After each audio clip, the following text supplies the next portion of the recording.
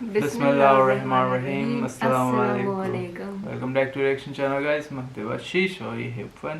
تو اگین آج ہم ویڈیو لائے ہیں ڈاکٹر اسرار احمد کی ویڈیو کی طرف. دیکھتے کیا جب حضور کی بعثت ہوئی ہے تو اس سے پہلے کم و بیش 700-800 برس سے یہ دو عظیم مملکتیں چلی آ رہی تھیں، سلطنت روما اور سلطنت ایران. ان دونوں کا مقابلہ رہتا تھا. یوں سمجھیے کہ تاریخ جھولا جھولتی تھی. کبھی ایرانی آگے بڑھتے تھے یہ مکے شہر میں، اور شمال میں یہ جو کشمکش تھی تاریخ جھولا جھول رہی تھی. اس میں ایسا ہوا ہے کہ سن 614 میں ایک بڑی ہی زبردست شکست دی ہے رومیوں نے ایرانیوں کو. یہ تاریخ کی بدترین شکستوں میں سے ہے جو رومیوں کی ہوئی ہے ایرانیوں کے ہاتھوں. اب ایرانی چونکہ تھے آتش پرست مشرک تھے، اور یہ تھے حضرت عیسیٰ کے نام لیوا. ان کی کچھ نہ کچھ مناسبت مسلمانوں سے جڑتی تھی، اس لیے کہ حضور صلی اللہ علیہ وسلم حضرت عیسیٰ علیہ السلام کے ماننے والے، انہیں اللہ کا پیغمبر ماننے والے. تو یہ جو ایک ایسوسیشن تھی اس کی وجہ سے بغلیں بجائیں مشرکین مکہ نے کہ دیکھو ہمارے جو ساتھی ہیں ایرانی آتش پرست وہ جیت گئے، اور تمہارے جو کیمپ ایک ہی کیمپ سمجھ لیجئے تمہارا بہرحال ان سے کچھ نہ کچھ تعلق ہے. تو حضرت مسیح کے ماننے والے اور تورات کے ماننے والے وہ شکست کھا گئے. اور شکست بھی ایسی تھی کہ یروشلم سے یہ نکلے ہیں، بھاگے ہیں رومی. ہرقل اس وقت وہ ایمپرر تھا، ہیرکلیس. اور ایلیا جو ان کا کہلاتا ہے یروشلم میں وہ ہیکل، اس سے جو ان کی بڑی صلیب تھی وہ بھی وہاں سے لے گئے وہ. اور گویا کہ ان کے لیے تو سمجھیے کہ یہ مذہبی اعتبار سے ایک موت تھی کہ ان کی مذہبی علامت، ان کے لیے شاعر جو ہے ان کے مذہبی، ان میں سب سے مقدس شے جو تھی وہ بھی ایرانی وہاں سے لے گئے. اور بہت ہی زبردست شکست ہوئی ہے اس وقت رومیوں کو، ہیرکلیس کو. اس پر جو بغلیں بجی مشرکین مکہ نے جو اس پر خوشیاں منائی، مسلمانوں کو ایک طرح سے یوں سمجھیے کہ انہیں ستانے کے لیے، چڑھانے کے لیے، دیکھو وہ جیت گئے، اسی طرح تمہارا بھی قلع کما ہو جائے گا، تمہاری بھی کوئی بنیاد، لستم علی شیء، تمہاری بھی کوئی حقیقت نہیں ہے. جیسے رومی جو ہے وہ شکست کھا گئے، تم بھی ختم ہو جاؤ. اس وقت یہ آیات نازل ہوئی ہیں، اور یہ آیات اب پیشن گوئی کی صورت میں نازل ہوئی ہیں مسلمانوں کی دلجوئی کے لیے. ان کا جو مورال اس وقت گر رہا تھا مکے کے مسلمانوں کا، ابھی ہجرت نہیں ہوئی ہے، ابھی تو یہ مکے ہی میں معاملہ چل رہا ہے. 610 میں حضور پر وحی کا آغاز ہوا ہے. گویا کہ یہ 5واں برس ہے نبوت کا، ابھی ہجرت سے 7 سال پہلے کی بات ہو رہی ہے یہ جو مکے کے اندر جو صورتحال ہے. تو وہاں انہیں خبر دی گئی الف لام میم غلبت الروم فی ادنی الارض، قریب کی سرزمین میں، اب یہ جزیرہ نما سے قریب ہے یہ پورا علاقہ شام کا، عراق کا، رومی مغلوب ہو گئے، رومیوں کو شکست ہو گئی. وَهُمْ مِنْ بَعْدِ غَلَبِهِمْ سَيَغْلِبُونَ، اور وہ اپنی اس مغلوبیت کے بعد پھر غالب آ جائیں گے. یہ پیشن گوئی ہے کہ یہ صورتحال مستقل نہیں ہے، یہ عارضی سی بات ہے، اس پر بغلیں نہ بجاؤ، اس پہ خوشیاں نہ مناؤ، اور اے مسلمانوں تم دل گرفتار نہ ہو، رنجیدہ نہ ہو، بلکہ یہ عارضی بات ہے. غلبت الروم فی ادنی الارض وهم من بعد غلبهم سیغلبون فی بضع سنین. تعین کے ساتھ یہاں پر معین کر دیا ہے اللہ نے کہ بضع سنین میں، چند سالوں میں. لیکن بضع کے لفظ کا اطلاق ہوتا ہے عربی زبان میں 3 سے لے کر 9 تک پر، 10 سے کم 3 سے زائد، یہ بضع ہے. فی بضع سنین، ان سالوں کے اندر یہ پلٹا کھا جائیں گے حالات، ٹیبل ول بی ٹرنڈ، اور پھر جو ہے رومیوں کو فتح حاصل ہو جائے گی. یہ پیشن گوئی ہے. میں اب یہاں اس حوالے سے ذرا 2 باتیں کہہ دوں پھر آگے چلوں گا.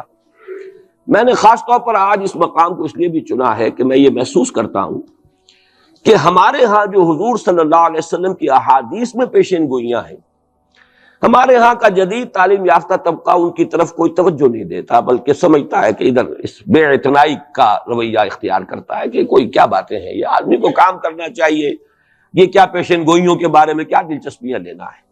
تو پہلے تو وہ یہ نوٹ کر لیں کہ پیشن گوئی صرف حدیث میں نہیں ہے، قرآن میں بھی ہے. قرآن میں یہ پیشن گوئی آئی ہے. فرق تو ہوگا حدیث کی پیشن گوئی اور قرآن کی پیشن گوئی کا. کیا فرق ہوگا؟ نمبر 1 یہ کہ قرآن کا تو ہر حرف جو ہے وہ یقینی ہے. حدیث کے بارے میں یہ ہو سکتا ہے روایت بالمعنی ہو، روایت کرنے میں کوئی لفظ تھوڑا بہت بدل گیا ہو، پھر حدیث کی سند کیا ہے، وہ صحیح بخاری کی ہے، صحیح مسلم کی ہے، اس کا استناد کا پایا کیا ہے، درجہ کیا ہے، جبکہ قرآن مجید کا ہر حرف جو ہے وہ مستند ہے، بلا لا ریب فیہ کا مصداق ہے۔ یہ فرق تو ہوں گے۔ اور دوسرا فرق بہت اہم یہاں ہے کہ یہاں سالوں کا تعین کر دیا گیا ہے، یعنی زیادہ سے زیادہ 9 برس کے اندر اندر یہ صورتحال بدل جائے گی۔ حدیث میں جو پیشین گوئیاں آئی ہیں ان میں کوئی تعین وقت کا نہیں، بلکہ سورہ انبیاء کے آخر میں 2 آیتوں میں حضور سے یہ کہا گیا کہ آپ کہہ دیجئے ان ادری اقریب ام بعید ما توعدون، اے نبی ان سے کہہ دیجئے کہ مجھے یہ معلوم نہیں ہے کہ جس چیز کی تمہیں خبر دی جا رہی ہے، جس چیز کا وعدہ تم سے کیا جا رہا ہے وہ قریب ہے یا دور ہے، ٹائم ٹیبل میں نہیں جانتا، لیکن جو میں کہہ رہا ہوں وہ ہو کر رہے گا۔ وَإِنْ أَدْرِي لَعَلَّهُ فِتْنَةٌ لَكُمْ وَمَتَاعٌ إِلَىٰ حِينٍ، اور اسی صورت میں پھر آگے چل کر ایک آیت کے بعد یہ ہے، اور یہ بھی کہہ دیجئے ہو سکتا ہے لعلہ شاید کہ یہ ابھی تمہارے لیے کچھ اور موقع تمہیں مل جائے، آزمائش تمہیں کا موقع مل جائے، اللہ تعالیٰ تمہیں کچھ بریدنگ سپیس دے دے تاکہ تم اس میں اپنی اصلاح کر سکو، تو گویا کہ آزمائش کی ایک مہلت اور مل جائے تمہیں، یہ ہو سکتا ہے۔ لعلہ فتنۃ لکم ومتاع الی حین، ایک وقت معین تک کے لیے اللہ تعالیٰ تمہیں اور رہنے بسنے کا موقع دے دے، لیکن یہ کہ اس میں کوئی شک نہیں ہے کہ جس عذاب الہی کی میں تمہیں خبر دے رہا ہوں وہ آ کر رہا ہے، اس میں کوئی شک نہیں، کب آئے گا یہ مجھے معلوم ہے۔ اسی کی ایک مثال اور بھی ہے، نوٹ کر لیجئے، جب حضور نے خواب دیکھا، اور نبی کا خواب بھی وہی ہوتا کہ ہم عمرہ کر رہے ہیں، حضور نے صحابہ کو حکم دے دیا۔ سن 6 ہجری کا یہ واقعہ مشہور ہے کہ اب تقریباً 1400 یا بعض روایات میں آتا 1800 صحابہ کے ساتھ آپ احرام باندھ کر عمرے کے لیے اور مکے کا سفر کر رہے ہیں، حدیبیہ تک پہنچ گئے۔ اب وہاں جو صورتحال پیش آئی، مکے والے اڑ گئے، کسی قیمت پر ہم نہیں کرنے دیں گے، گویا کہ خون کی ندیاں بہہ جائیں گی۔ تو وہاں کی صورتحال کو دیکھ کر مصالحت کی حضور نے، صلح کی، صلح حدیبیہ مشہور صلح حدیبیہ بہت ہی اہم ہے، تاریخ کا، سیرت النبی کا بہت اہم واقعہ ہے۔ اس پر بعض لوگوں کے ذہنوں میں یہ اشکال پیدا ہوا کہ حضور نے تو کہا تھا کہ میں نے خواب دیکھا ہے، اور نبی کا خواب تو وہی ہوتا ہے، اور ہم اس وقت جا رہے ہیں بغیر عمرہ کیے، تو گویا کہ ایک وسوسہ تو آ سکتا ہے، بڑے سے بڑے آدمی کے ذہن میں آ سکتا ہے۔ اور صحابہ کرام تو آ کر حضور سے کہتے بھی تھے کہ حضور بذا اوقات ہمیں اپنے دل میں ایسی باتیں بھی محسوس ہوتی ہے کہ زبان پر لانے سے ہم زیادہ بہتر سمجھتے ہیں کہ ہمیں زندہ آگ میں جلا دیا جائے، یعنی ایسے وسوسے بھی ہمارے دل میں آ جاتے ہیں، دماغ میں آ جاتے ہیں۔ تو حضور نے فرمایا کیا واقعی تم ایسا محسوس کرتے ہو کہ اس بات کو زبان پر لانے سے بہتر ہے کہ ہمیں زندہ جلا دیا جائے؟ عرض کیا جی ہاں، یہ تو ہمارا فرمایا ذاک ایمان، یہی تو ایمان ہے۔ شیطان وسوسہ اندازی کرے گا، لیکن جب تمہارا یہ احساس ہے کہ یہ بات اتنی بری ہے کہ مجھے زندہ جلا دیا جائے، یہ میرے لیے اہون ہے، ہلکا ہے بنسبت اس کے کہ میں اس بات کو زبان پر لاؤں، تو ثبوت ہے کہ ایمان موجود ہے۔ ریئیکٹ کون سی شے کر رہی ہے اس کے خلاف جو رد عمل پیدا ہوا وہ ایمان سے ہے نا، تو یہ تو پھر ایمان کا ثبوت ہے، یہ آپ نے اطمینان دلایا۔ تو وسوسے بعض صحابہ کے ذہنوں میں یہ بھی پیدا ہوئے، تو حضور نے فرمایا تھا کہ میں نے کہا تھا کہ ہم کریں گے عمرہ، لیکن میں نے یہ کب کہا تھا کہ اسی سال ضرور کریں گے۔ گویا کہ ٹائم ٹیبل میں فرق ہو سکتا ہے، یعنی جہاں تک اللہ کا فرمان ہے اس میں ٹائم ٹیبل کا بھی فرق نہیں ہوگا، ناممکن ہے، لیکن نبی کی پیشین گوئیوں میں یا خبروں میں ٹائم ٹیبل کے اندر فرق واقع ہو سکتا ہے کہ اس سال نہیں ہوا، اگلے سال پھر اس کو عمرہ قضا کہتے ہیں۔ قریش نے یہ مان لیا تھا کہ اس سال تو آپ جائیے، ہماری پریسٹیج جو ہے وہ اسی طرح قائم رہتی ہے، ورنہ تو گویا کہ ہم بالکل ہی آپ کے سامنے بچ گئے اور ہم نے گویا کہ بالکل ہی شکست مان لی۔ اس سال تو آپ جائیں، اگلے سال آئیے، 3 دن کے لیے ہم مکہ خالی کر دیں گے، بالکل ہم چلے جائیں گے پہاڑوں میں، آپ مکے میں رہیں 3 دن اور جس طرح چاہیں طواف کریں اور عمرہ کریں۔ بہرحال اگلے سال پھر وہ عمرہ ہوا، اسے عمرہ قضا کہتے ہیں۔ یہ بھی میں نے مثال دی ہے کہ ٹائم ٹیبل کا جہاں تک تعلق ہے، حضور کی دی ہوئی پیشین گوئیاں جو ہیں اس کے بارے میں ہم تعین نہیں کر سکتے کہ یہ کب ہوگا، گمان کر سکتے ہیں، اندازہ ہو سکتا ہے، لیکن تعین نہیں۔ جبکہ یہاں یہ ہوا فی بضع سنین، الف لام میم غلبت الروم فی ادنی الارض وهم من بعد غلبهم سیغلبون فی بضع سنین، چند سالوں کے اندر اندر۔ اب اس پر یہ واقعہ بھی آپ نوٹ کر لیجئے کہ حضرت ابو بکر رضی اللہ تعالی عنہ نے انہی آیات کی بنا پر ایک شرط کر لی ایک کافر سے، مشرکین مکہ کے سرداروں میں سے ایک سے، کہ 3 سال کی شرط انہوں نے لگا دی، کم سے کم مدت جو ہوتی بضع کی 3 سال، کہ 3 سال کے اندر اندر اگر یہ صورتحال تبدیل نہ ہوئی تو میں 100 اونٹ تمہیں دوں گا، اور اگر قرآن کی پیشن گوئی درست ہو گئی تو تم 100 اونٹ مجھے دو گے۔ اور اس وقت تک اس طرح کی شرط لگانا ابھی حرام نہیں ہوا تھا، چونکہ شریعت کے احکام تفصیلی تو آئے نہیں تھے، ابھی تو نہ شراب حرام تھی نہ جوا حرام تھا، تو اس طرح کی شرط لگانا کس طرح کوئی حرام والی بات تو تھی نہیں۔ لیکن حضور نے فرمایا کہ نہیں ابو بکر، یہ تم نے غلطی کی، جب بضع کا اطلاق 3 سے 9 تک پر ہوتا ہے تو تم 9 سال کی کرو، تم اونٹوں کی مقدار بڑھا دو، لیکن کہو کہ یہ 9 سال کی مدت جو ہے اس کے اندر اندر یہ معاملہ ہوگا، اس لیے کہ بضع قرآن مجید کا لفظ جو ہے وہ عربی زبان میں کم سے کم اقل مدت 3 برس ہے، لیکن یہ کہ اس کی اکثر مدت 9 برس ہے۔ تو حضرت ابو بکر نے وہ بدلا اور ٹھیک 9 سال بعد وہ صورتحال پیش آ گئی۔ اور یہ عجیب ہے تاریخ کا واقعہ، ہرقلیس کی یہ جو فتح ہے یہ بھی بڑی ہی معجزانہ تھی۔